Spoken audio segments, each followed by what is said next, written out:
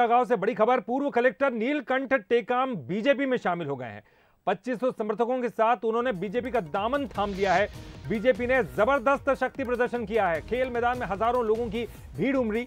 पूर्व कलेक्टर नीलकंठ टेकाम के साथ 2500 समर्थक भी मौजूद थे और बीजेपी ने जबरदस्त शक्ति प्रदर्शन किया है। तो बीजेपी के लिए बहुत बड़ी खुशखबरी लेकर आए हैं पूर्व कलेक्टर नीलकंठ टेकाम, जो कि बीजेपी में शामिल हो गए हैं। 2500 समर्थकों के साथ जबरदस्त शक्ति प्रदर्शन करते हुए तस्वीरों में आप देख सकते हैं।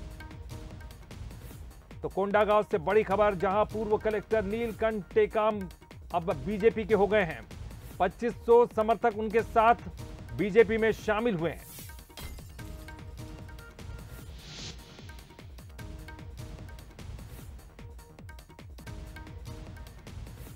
तो आपको बता दें कि बीजेपी ने जबरदस्त शक्ति प्रदर्शन किया है।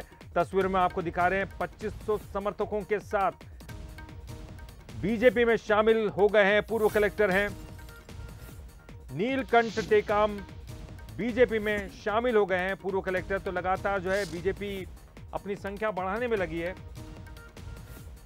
इसके अलावा भी कई अफसरों को बीजेपी में शामिल किया गया है। और इस वक्त हमारे साथ जुड़ गए हैं छत्तीसगढ़ से हमारे स्टेट एडिटर आदित्य नामदेव जी।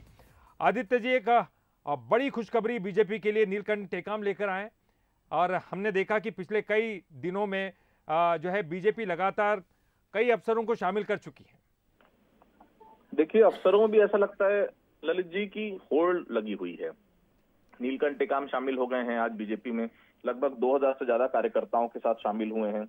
और सबसे बड़ी बात है, देखिए कल ही हमने देखा था कि कांकेर के चीफ जुडिशियल मजिस्ट्रेट जो है उन्होंने कांग्रेस से ताल ठोक दिए बिलाईगढ़ से। तो देखिए लगातार इस प्रकार की चीजें सामने आ रही है और इसमें कोई दो राय नहीं कि आने वाले समय में ऐसे और भी कई अधिकारी सामने आएंगे। लेकिन सबसे बड़ी बात है कि टिकट के लिए कुछ भी करेगा। 16 साल की सर्विस बची थी जो चीफ जुडिशियल मजिस्ट्रेट कर इन्होंने छोड़ी थी। इनकी भी सर्विस में समय था, इन्होंने वॉलंटियर रिटायरमेंट लिया, उसके बाद इन्होंने भारतीय जनता पार्टी ज्वाइन की। तो देखिए रुझान बढ़ते जा रहा है। ओपी चौधरी ने शुरुआत की थी भारतीय जनता पार्टी से, आपको याद होगा। उसके बाद क्या आईएएस, क्या आईपीएस और क्या राज्य प्रशासनिक सेवा के अधिकारी, सभी चाह रहे हैं कि 2023 में ताल ठोकें।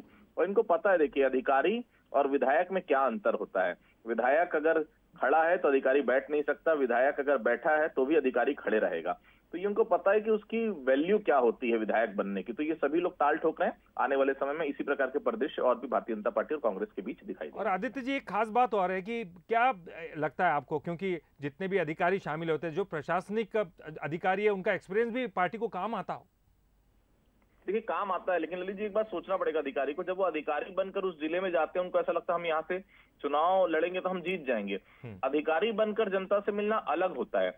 जब आप एक जनप्रतिनिधि बनकर जनता से मिलते हैं तब मिलना अलग होता है। जनता आपको अलग तरीके से स्वीकार करती है। तो ये समझने वाली बात है। अधिकारी आप रहे, कितने भी आप लोकप्रिय हो जाए, लेकिन जब वोट मांगने आप जाते हैं जनता के बीच में, तब आपको एक्चुअल हकीकत पता चलती है। यानी कि तब आप नेता बन जाते हैं।